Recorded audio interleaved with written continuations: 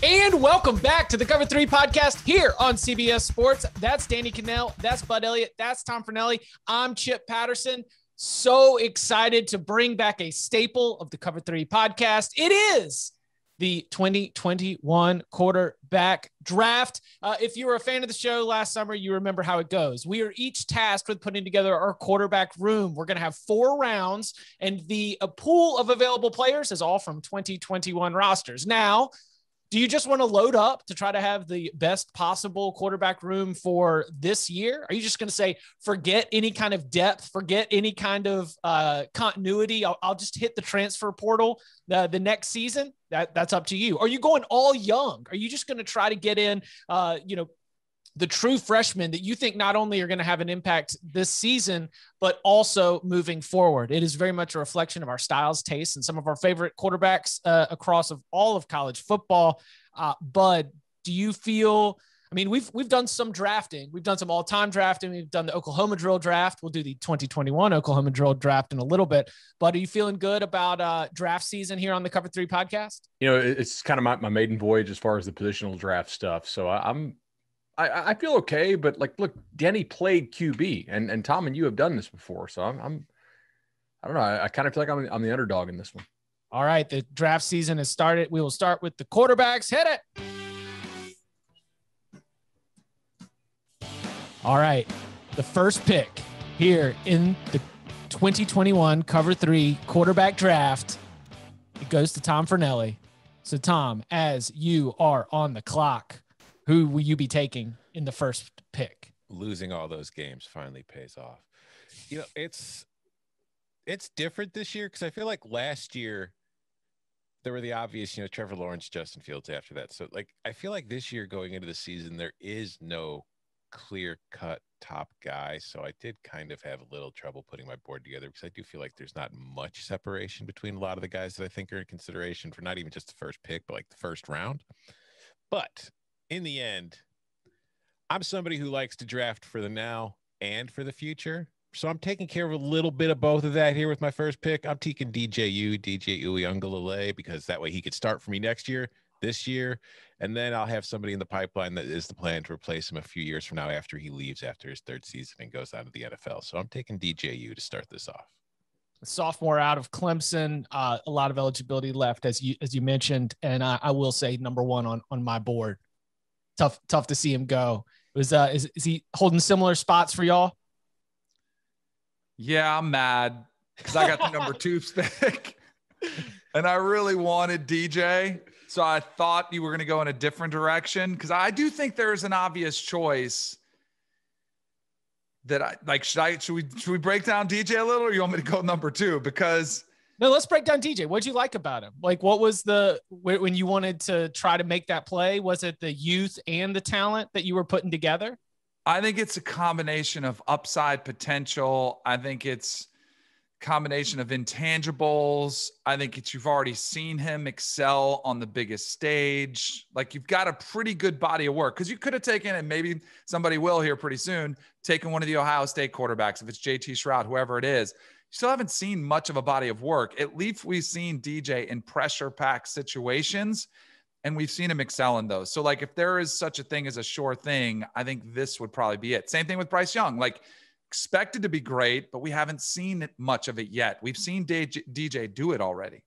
The thing that stands out to me about DJ Uiagalelei is the versatility, and that if you were a college football coach, you could put him in so many different kinds of offenses and so many different kinds of attacks. And I truly believe that he would be successful at any of them. I mean, do you need him to be like that bowling ball quarterback running the ball? Guess what? He's built to be able to do that. Oh, do you need him to throw for 400 yards because the line of scrimmage is all jammed up? He can do that too. I think that versatility is so attractive in terms of a quarterback prospect. Yeah. And part of it too, if we go back to last week's mailbag, when we were trying to figure out players that we'd want to take, to clone and make a whole team with, and you're trying to sit there and think of quarterbacks who'd well, who can I put on the line? DJ's like 6'4", 250. This is a very large man. So he's not only very talented, and like Danny said, we've seen him in pressure situations. We saw him in that Notre Dame game. We already have an idea of what he has as far as being on the field. But like at the end of games, like when the defense is tired and I'm trying to, finish him off, I've got a 6'4", 250-pound quarterback who I could just ram into them to finish them off and end the game. I mean, I don't have a whole lot more to add. He's a really special athlete and awesome quarterback. Man, we don't program this show for to basically produce VOD segments, but that was a really good one. Like that, I'm clipping that in my head already. Good job. All right, Danny, number 2. All right, for my number 2 pick. Now this is where I wanted Tom because I have to take this quarterback. I'm going to go Spencer Rattler out of Oklahoma. So I got to start this process where I almost can't watch QB1 anymore, the series on Netflix, because I start becoming like there's likes, there's dislikes. You get to know some of their personalities, which can be a good or a bad thing. Like Jake Fromm, fell in love with him and his family. What a great young man, like, yes, sir, no, sir. And then you've got Spencer Rattler out there talking trash with his backup and just abusing some of his teammates verbally, which is fun. Like, I get it. But man, he came across as unlikable, like a punk sort of. But then that was years ago. And all of us were punks to some extent in high school. You think you have all the answers. Here's the advantage of getting Spencer Rattler, which I think you do run a risk with DJ. We've already seen sort of the freshman mistakes and, as the first year starter mistakes. We saw him late game situation, throw a couple interceptions against Kansas State. We saw him struggle against Iowa State, their 2 losses early. Now that you've got those out of your system, and once he got benched at halftime versus Texas, he never looked back. And all of a sudden he played close to flawless. He does have an incredibly insane skill set of talent to work with. He's going to be in a system that has every single year just churned out incredible stats. He's going to be there at the end of the year. So I think you have to take Spencer Rattler, which I would have thought for all these reasons would have been why he should have been the slam dunk number 1. Only thing I'm concerned about is a little bit of that punkiness. Like you got to like your overall number 1 overall pick. It's going to be a work in progress for me to get all on board with the Spencer Rattler attitude. See, I don't mind a little punkiness out of my QB. I actually like that. But no, I took DJ over Spencer just because the whole specimen, I think that like I'm higher on DJ. I think like I know that I get on the whole Caleb Williams things on this show, and I think that Caleb Williams is better than Spencer Rattler, at least will be. But it's not that I don't like Spencer Rattler. I think he's very talented, and I think he's a very good fit in that Oklahoma offense. There's just like some kind of presence from him missing for me when I watch. There's just some kind of intangible that I just can't really put my finger on that's not there, which is why I didn't take him over DJ, because I feel like DJ definitely has that. But going back to your QB1 talk, that is why Tate Martell never had a chance with me. Just watching him on that show, I was like, oh God, I'm never going to root for this kid. He was the worst by far. I think if you're taking Rattler, you're betting on the last half of the season continuing. Like the first half of the season, they did have some drops, which kind of plagued him, but ultimately he was not the best. If you look full season, who has a higher adjusted yards per attempt against Power 5 teams? Rattler, Duggan, or Connor Bazelak, the Missouri kid? Connor. Trick question. They're all the same, 6.5, and they're outside the top 20 in the country for P5 QBs. So like they're not top 3rd among Power 5 QBs in that stat, which is a stat I like to use because it kind of isolates for passing downs and whatnot. But like the second half of the year, he killed it. So I like the pick. It makes me laugh and feels very appropriate for the time with reality television and sports entertainment continue to blend, that the reality television producers are impacting our actual sports analysis of high-level college quarterbacks based on the storylines that are presented to us on this Netflix show. We are now entering with all of these expectations. And hey, that is not actually recent because, I mean, after you watched like Sebastian Telfair, right? When you're coming up, what was it? Through the Fire, I think was the documentary of him and his recruitment. He steps into the league and I was like, man, you can't tell me Sebastian Telfair is not the man. Like you can't tell me he's not going to take the NBA over right now. all reality television / documentarians. All right. I'm up next. Pick number 3. He was a member of CPU last year. I'm not going to overthink this. He's put together the best. If we were only taking the production that you've put together in college football so far, no one's got a better resume than Sam Howell. Homer pick. He's got more yards. He's got more touchdowns. The accuracy is better. If you were going to look at the whole body of work, his freshman and sophomore seasons, full seasons, not the like JT Daniels snippet or like we're going to take this piece of Spencer Rattler. Homer pick for sure, but I'm not gonna try to outthink myself and avoid the Homer criticism and leave someone on the board with such a surefire, proven commodity like Sam Howell. No, he was 2 on my board. I'm just messing with you. Yeah, he was number 1 on my for this year board. All right, bud. You got 2 picks. You're at the turn. Pick number 4, round 1. Pick number 1, round 2. I didn't want to go this way, but the way you guys set it up, I figured it might happen. So you can't take anybody who's currently a recruit, right? Okay. Because they're not on a roster yet. Yeah, they have to be on the roster. Okay. Yeah. All right. So we'll have to wait till next year to take Quinn. For me, it's easy. I'm going to go Bryce Young. I think he'll step in there and absolutely kill it at Alabama. And then maybe less obvious, but I think CJ Stroud has the goods and will be the guy at Ohio State. And I'm locking in 2 years of production for at least for each of my top 2 picks. I think they'll both put up, Heisman worthy numbers immediately this year. And they're both really, really talented guys. For those of y'all who haven't seen them yet, they're the goods, I think. One of them is so transferring.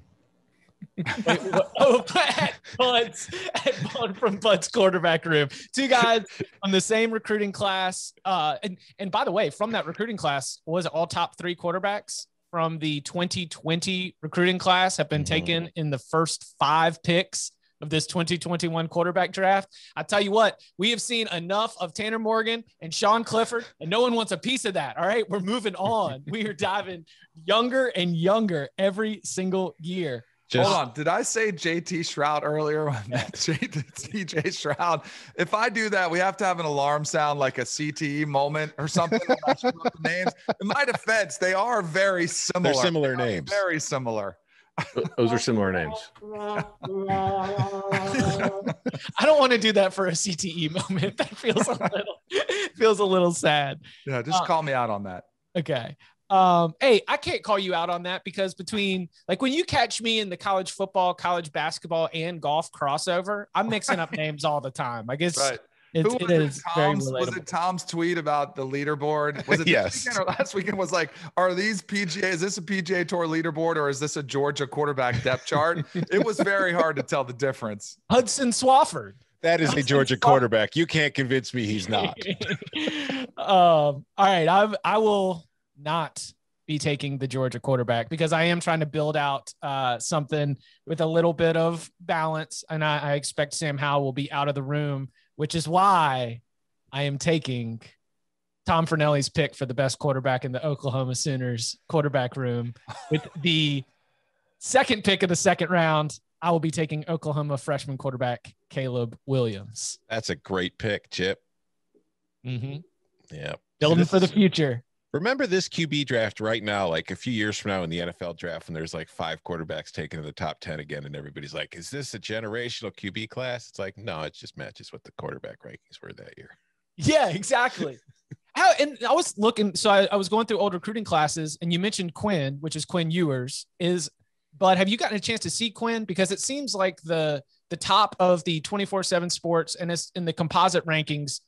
We haven't seen a huge grouping or that one superstar right out the top in the last 2 or 3 recruiting classes, but Quinn's number 1, right? Yeah.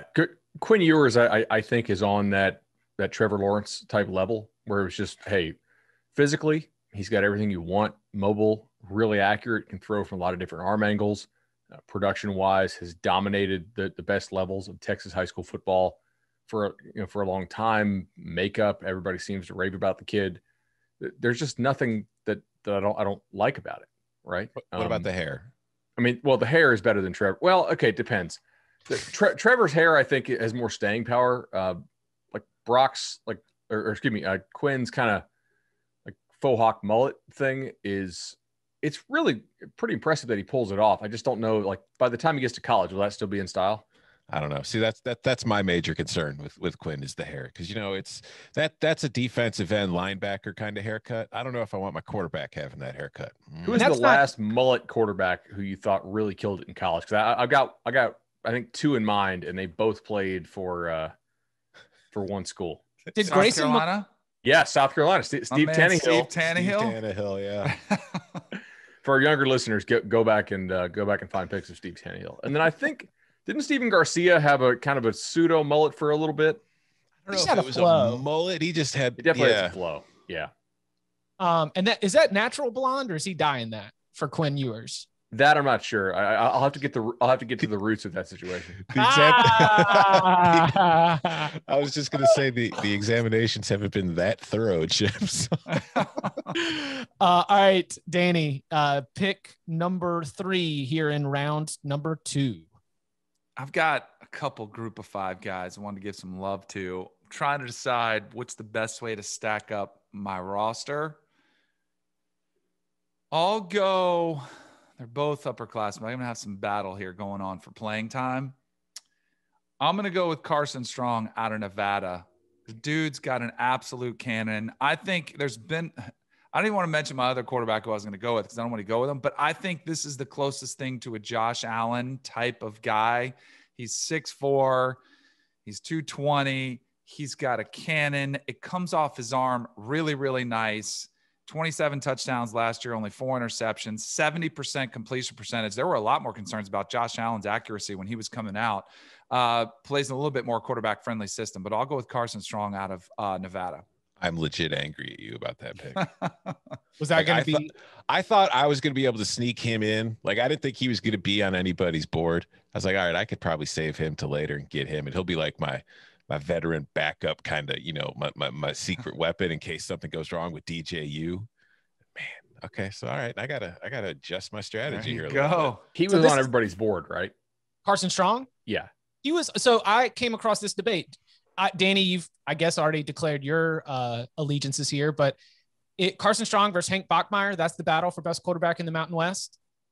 Oh, yeah.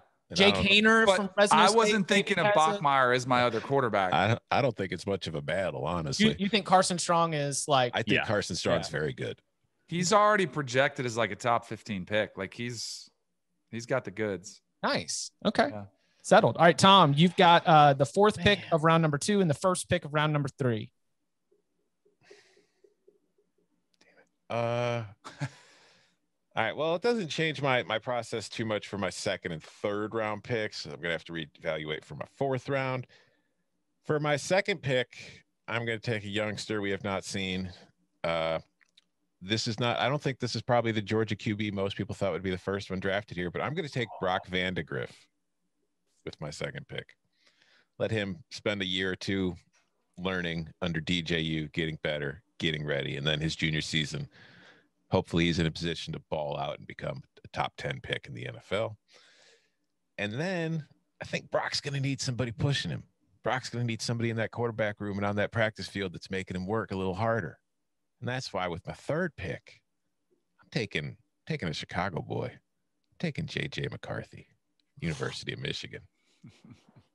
Do you think J.J. McCarthy ends up starting this year?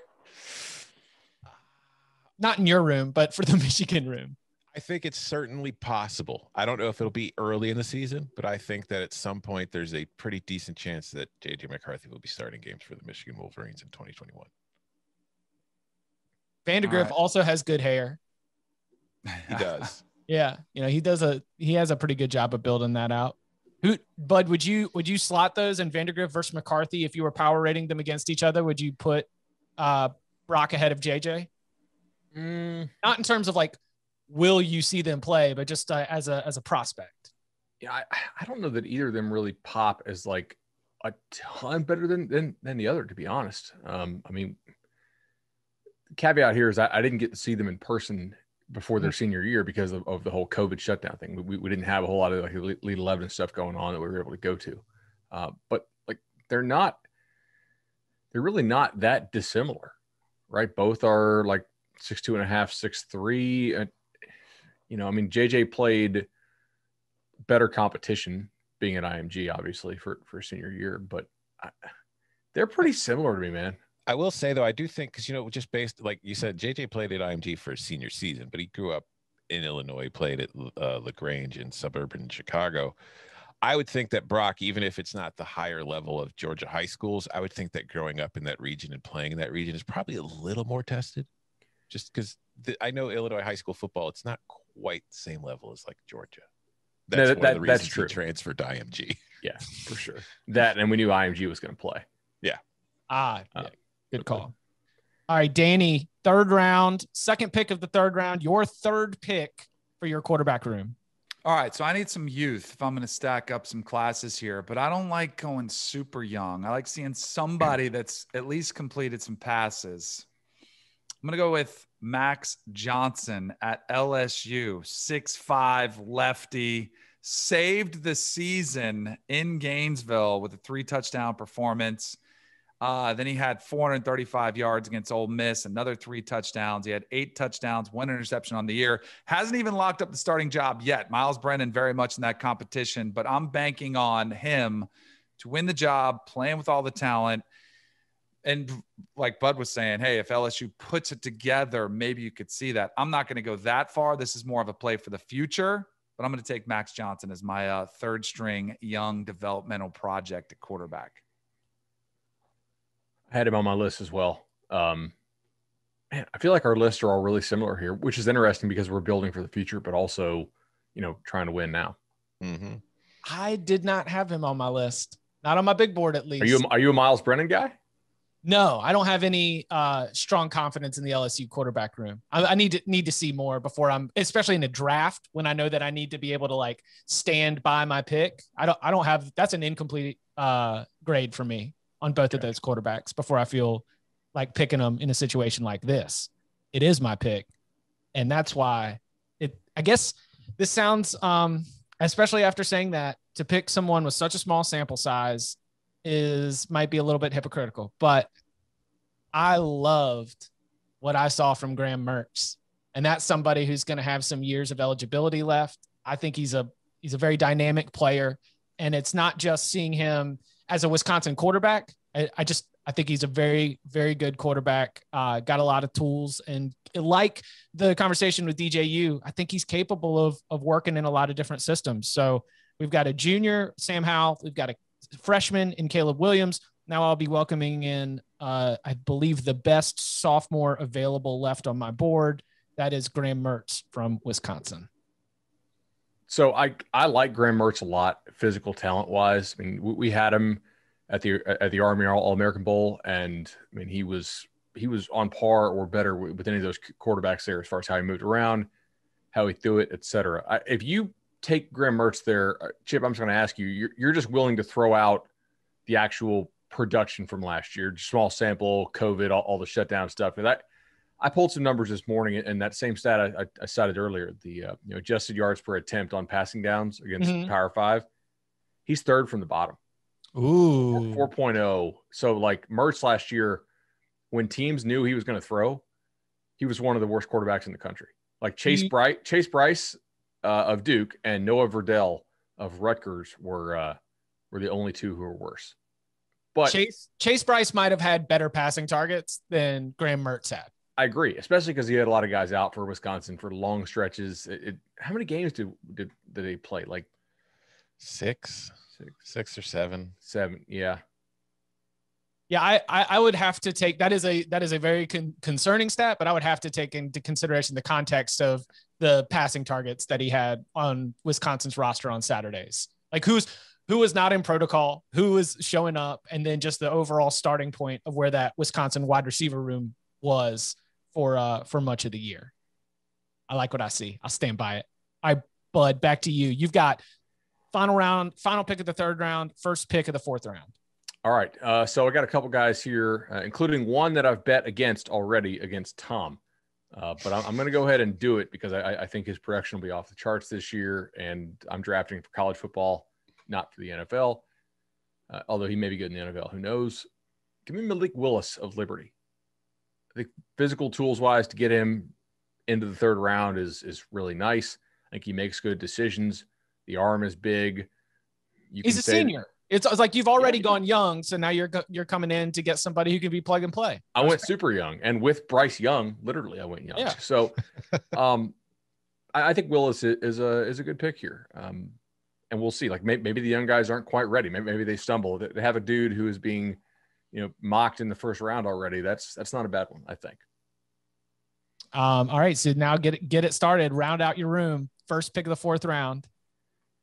So there's a couple guys here I like. I'm going to go with another older QB, and it came down to three who I've all seen in person and I like a lot. But go ahead and give me Matt Corral. I know we can talk now. Granted, I mean we could talk about how much this is schemed open for him and Layton Kiffin's wackiness and what they do is maybe not always translatable to the NFL. Whatever.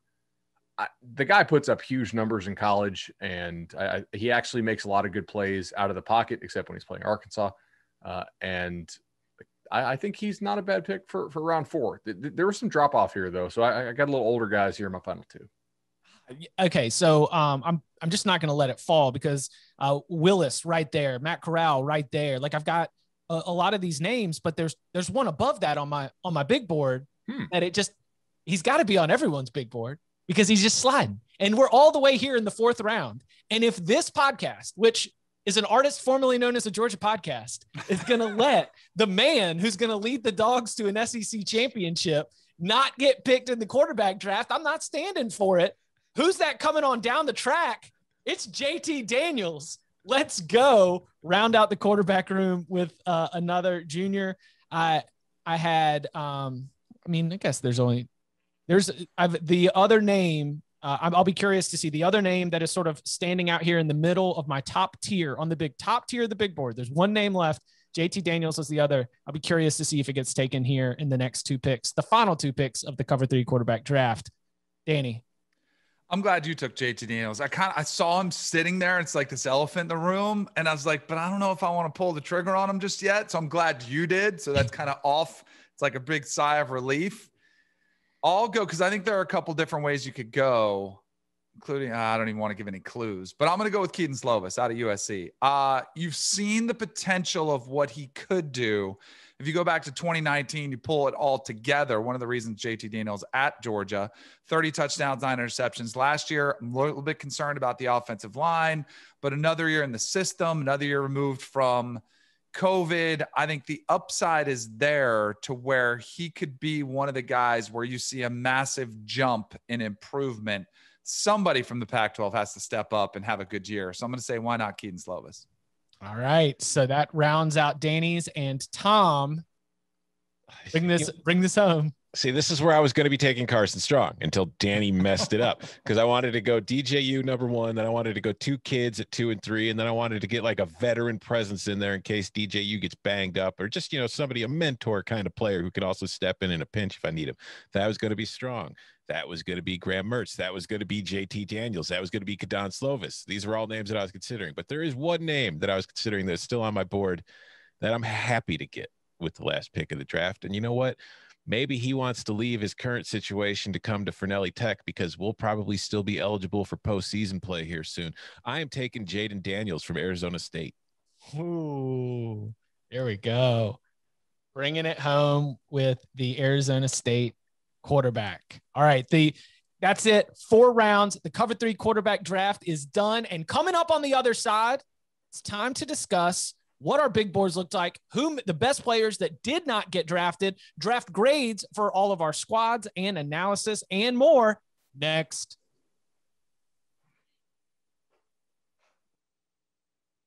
All right. Bud, how much time would you want to digest the information from the SCOTUS ruling? And is that something that you would want to hit later today or do like a emergency pod in the afternoon? I think we should still finish up this quarterback draft and stop that taping. But if you want to circle back on that. Yeah, if we can do it later this afternoon, that's fine. If you wanted to, we could do an episode that we drop Tuesday or something like that. If you want to drop 2 in the same day, that's fine as well. Ideally, I need to read through it, and I have the brainstorm meeting at 11:30 Eastern. So. All right, so let's then plan whenever you're good, like whenever you have like digested it, and I'll try to gather some stuff. Can you do like 1:30 or 2? I can do 2. All right, let's do 2. Okay, cool. All right, let's get back at it. So here are the squads, the quarterback rooms. Tom has DJ Uiagalelei from Clemson, Brock Vandegrift from Georgia, JJ McCarthy from Michigan, and Jaden Daniels from Arizona State. Danny, Spencer Rattler from Oklahoma, Carson Strong from Nevada, Max Johnson from LSU, Keaton Slovis from USC. Chip has Sam Howell from North Carolina, Caleb Williams from Oklahoma, Graham Mertz from Wisconsin, JT Daniels from Georgia, and Bud has Bryce Young from Alabama, CJ Stroud from Ohio State, Malik Willis from Liberty, and Matt Corral from Ole Miss. The name that I was referencing right there in the 4th round was Dillon Gabriel. Was Dillon Gabriel holding a high spot for y'all? Because I had him on my big board just like it was. I knew I was going to pull Caleb Williams early. That was kind of a plan for the draft.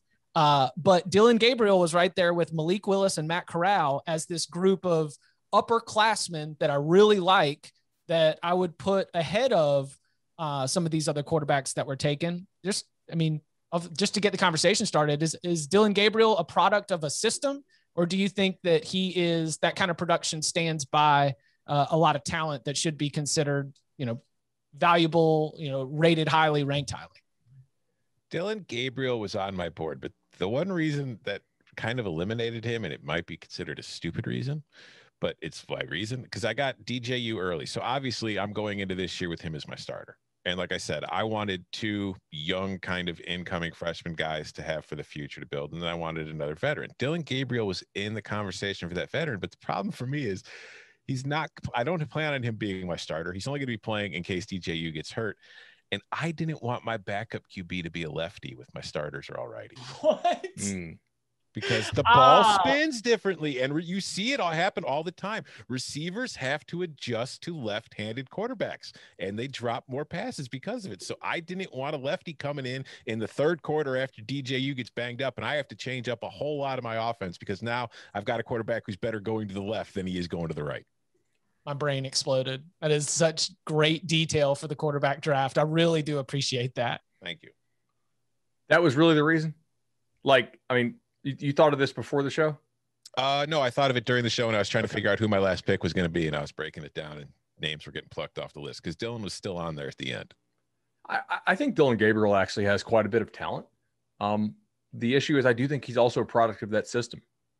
Everybody who plays in that system puts up numbers, and whether they're good or not, it can sometimes be difficult to tell. And UCF usually has a talent and speed advantage as well over pretty much everybody they play, especially in the AAC, which is a good league, but not, like defensively, they don't put out a whole lot of guys into the pros.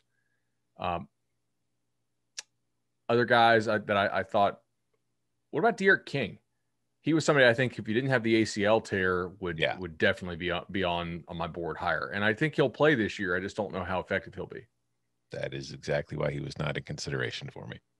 Mackenzie Milton, Derek King, Brock Purdy, Spencer Sanders, Tanner Morgan are not even on the big board. They were on a separate list of like, I'm done.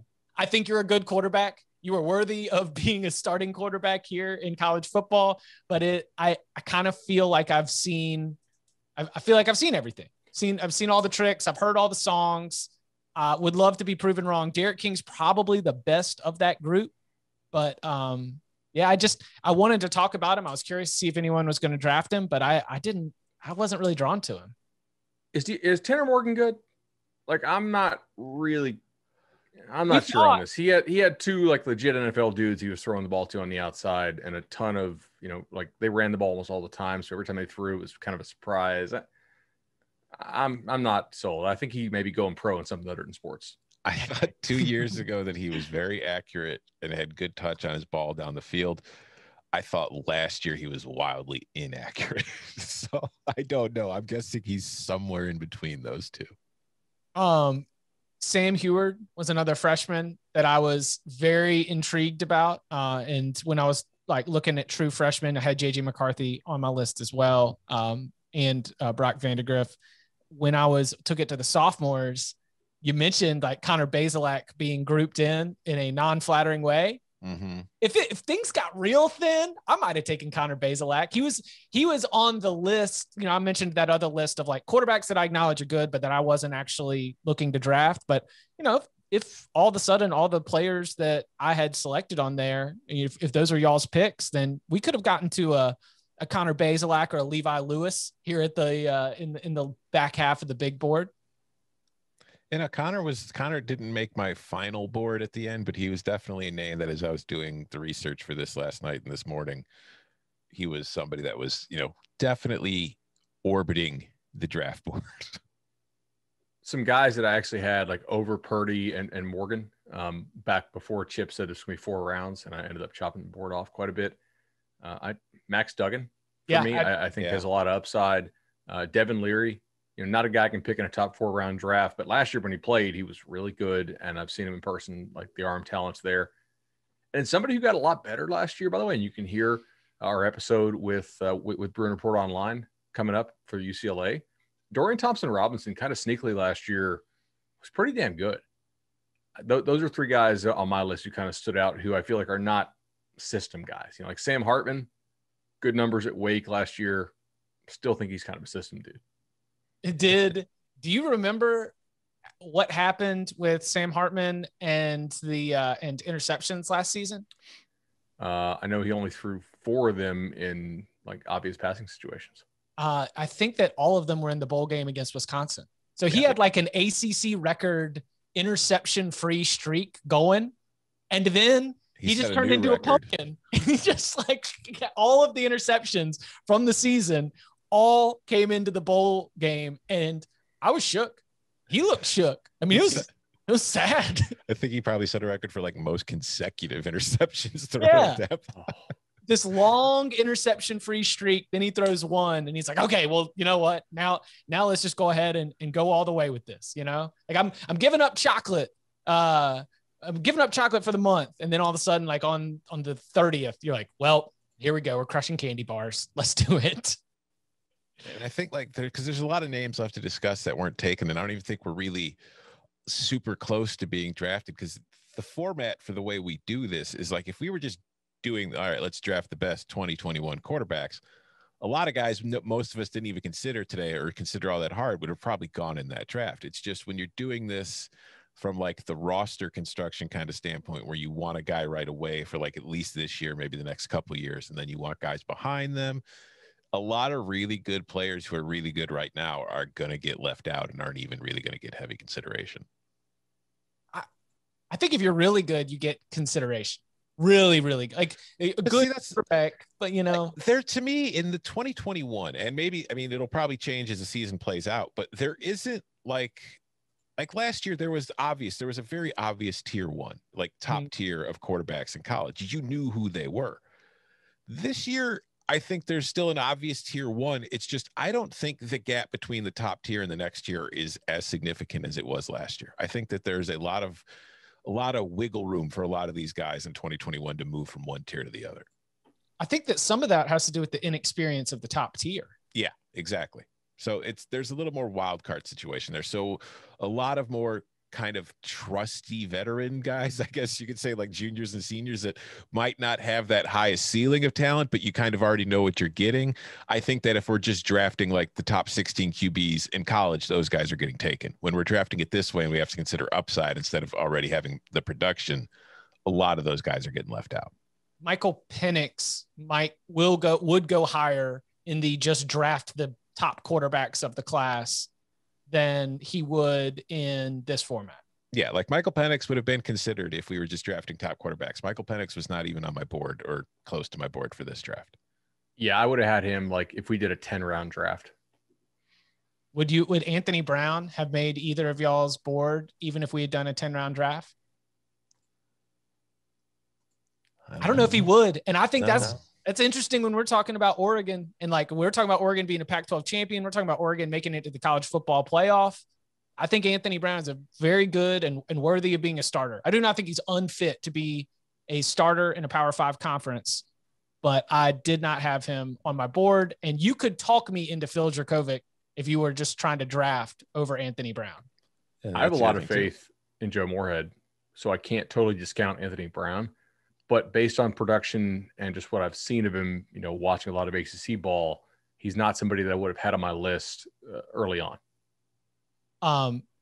The names that, again, like I just gathered a ton of quarterback names, and there was the list that I knew I wasn't going to draft, but I was curious because I wanted to bring it up because I'm sure that if you're listening at home, you probably weren't expecting as a fan of Auburn, Nebraska, or Penn State to hear your quarterback taken, but somebody like a Bo Nix and Adrian Martinez, a Sean Clifford, is there, to Tom's point, with so much wiggle room between the tiers, is there a future? Is there a possibility here this season that we see either of those quarterbacks take a big leap and reach another level? If so, which of those three do you think stands out as the one that you would invest in for that potential? Which three? It's Bo Nix, Adrian Martinez, Sean Clifford. God. Auburn, Nebraska, and Penn State. Quarterbacks that we have gotten to know. Martinez? By far, because the level of athleticism on defense in the Big Ten West, I don't think measures up for the most part. I mean, think about the teams you get to play. Yeah. But Penn State plays better competition. Auburn's certainly going to play a lot better competition. Maybe I've seen too much of Adrian Martinez. Yeah, I don't know. I don't know if Adrian Martinez is going to have that leap. I think it is possible that in terms of the way that their game has changed, I'm probably more interested in seeing if Clifford can take the leap than Nix or Martinez, just because they've had so much shifting offensively, both in terms of the coordinators and the personnel. I don't know if this is the right answer, but I do think I'm most interested in Bo Nix with a Brian Harsin and a more of a pro stylish kind of offense than what Bo Nix was doing in the Auburn under Gus Malzahn offense. I'm interested. Doesn't mean I'm confident that we're going to see a huge step forward, but I'm going to be paying attention. Do you know who I had on my draft board way too high? And I didn't even take it just because it kept making me laugh every time I scanned by it. But it's the guy who went 15 for 15 in the spring game, Utah quarterback Charlie Brewer. I mean, I think Charlie Brewer is going to be really good this year, but he's a senior, and for the purposes of this exercise, he did not end up getting picked. But I had Charlie Brewer there with Max Duggan, Phil Jurkovec, Connor Bazelak, just Power 5 starting quarterbacks that I'm interested in, a little bit bullish on. Did not think the draft was going to go to a point where I was going to be drafting them, but I found myself going through this exercise, pulling some of those names and being like, let's keep close tabs on them, because I think there's a chance that what we've seen that's good can be replicated this season. Is there anybody on your draft board, on your actual draft board, not like if we had 20 rounds, but like on the draft board you prep for today's 4-round draft, is there anybody on there who we have not mentioned yet on this show? Did we mention Kyle McCord? Yeah. So that's really the only person that Chip mentioned. Sam Heward, who, by the way, I was also in consideration with Vandegrift and McCarthy, but another dumb reason. He played high school in Washington. I don't know if I trust him. Get out of here. Hating I on Illinois, hating on Washington. This is the thing. I haven't seen the kid play. So it's I have to go on these kind of things that you really, when you're trying to split hairs between these guys. My initial thought was, he's from Washington. I don't know about the level of high school football there. He's got a famous name. Maybe that helps with the, the rating kind of. And the last guy to come out of Washington rated that high was kind of a flop. Yeah. Jacob Eason. So it's that kind of, and it's not fair and it's not right, but I can't sit here and deny that didn't push him down the board a little bit. He says, Tom Fornelli says Washington high school football is soft. Prove me I'm wrong. No, I think that, I also talk too much. So I've mentioned all the names that were on my actual draft board. The ones that went undrafted from the board were Gabriel, Brewer, Heward, Bazelak, McCarthy, Lewis, Jurkovec, Duggan. The one on my board that hasn't been brought up yet, Grayson McCall. Yeah, I know. At Coastal. Now, I wasn't really going to pick him unless I just totally ran out of guys, because that's a unique system. We've only seen him for 1 year.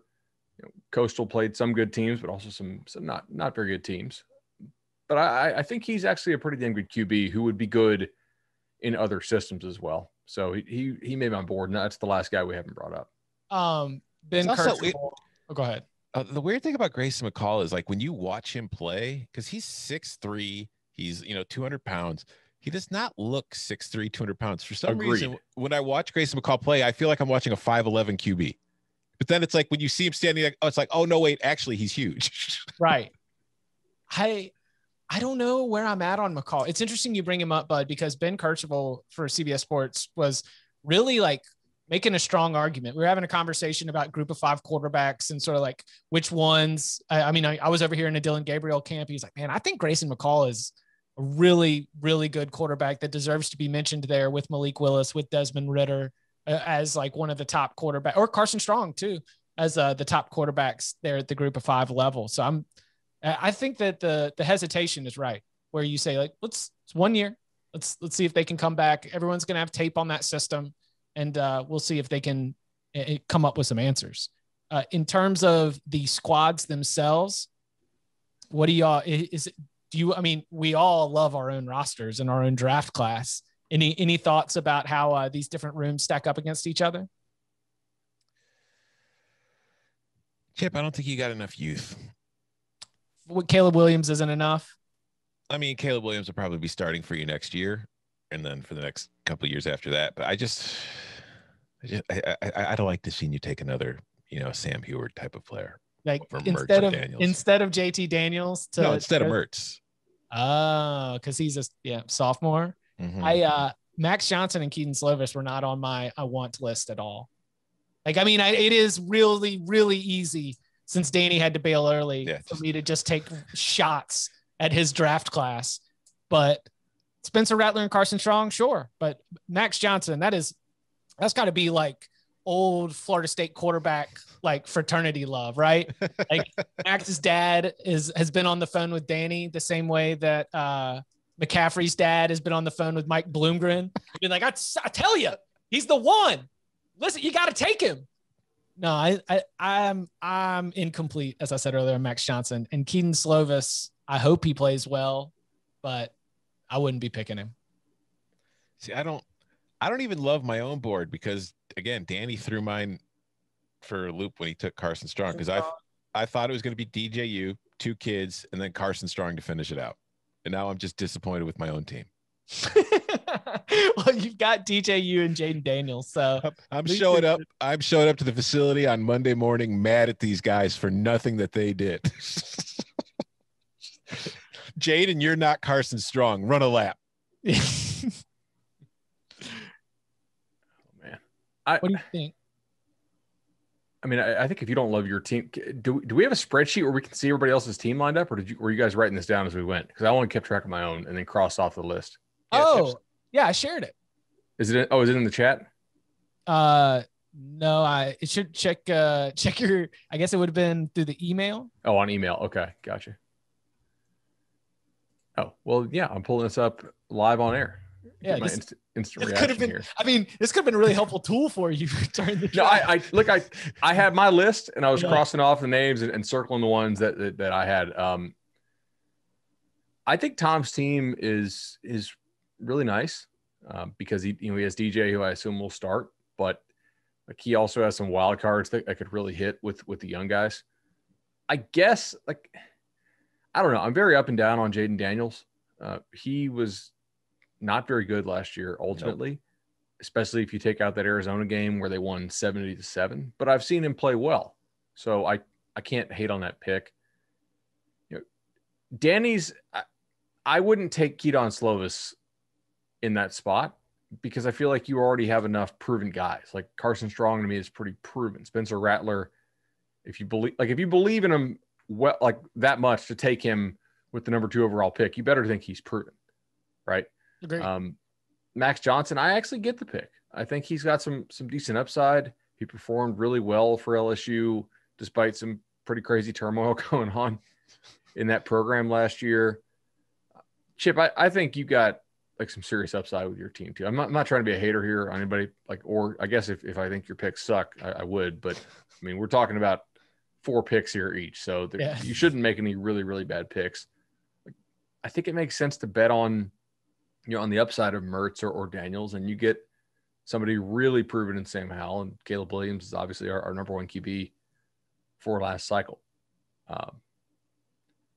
Now Bud team, that might be the goods right there. I think Matt Corral might have been one of my favorite picks, because I was thinking about Matt Corral as I was like, that's going to be a late round opportunity.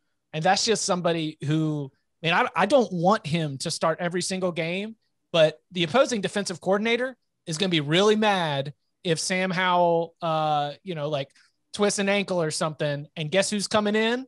Matt Corral, hair on fire, all gas, no brakes. Like that would be somebody that I don't want him as my starter, but I would love for him to be the person that we're calling from the bullpen if we need it. Yeah, see, I was hoping Matt Corral might be that guy that fell to me before you took him, but in the 4th round, because I might have taken him with my last pick just to be like my officer of swag, to bring my QB room a little attitude, let him get it, just because I like that in my quarterback, so I wouldn't mind having that in my QB room. He's got a little Brett Favre in him. Yeah, and now with how much QBs are coached, and some would say overcoached, I mean, he does not give a damn. He'll just, look at that Arkansas game. That was incredible. Arkansas was like, we're going to drop 11. Iowa State, you guys drop 8. We're dropping 11. Watch this. And he's like, still chucking it. but for you to have Corral and Willis, boy, that's a lot of moving around. It is. You're gonna have to have we're gonna have to spy Bud's team when we play him every year, because my defense, my first team defense, if these guys are my scout team dudes, are gonna be so well prepared. They're gonna be skinny. They're not gonna be able to hold weight on. That's a lot of cardio. The little man sports bra they wear that shows the GPS and the exertion and whatnot. No free advertising. I don't know who actually. I know what it's called. I'm not gonna call it out. Their numbers are gonna be off the charts with the guy with the laptop there on the practice field. That's going to be fun. Without a doubt. Okay. So any other thoughts on these squads? Any other quarterbacks that I think that pretty much everybody on my mention? Drew Plitt, nobody was going to draft him, but good for you, Ball State. We look forward to Drew Plitt against Penn State's defense when the biggest rivalry in the house divided rivalry for the Penn State, Ball State recently married couple. Shout outs to y'all. I'm feeling pretty good. We're draft season off and running. We're excited about it. The other drafts that you can look forward to. Remember, with the Oklahoma drill draft, we already did for the all time. We're going to do it for 2021. That will be running back, linebackers, offensive linemen, defensive linemen. We'll have a pass catcher draft. And then, oh boy, things get really intense for the coaching staff draft. All that coming up here in the next couple weeks on the Cover 3 podcast. You can follow him on Twitter at Tom Fornelli. You can follow him at Bud Elliott 3. You can follow me at Chip _Patterson. Gentlemen, thank you very much.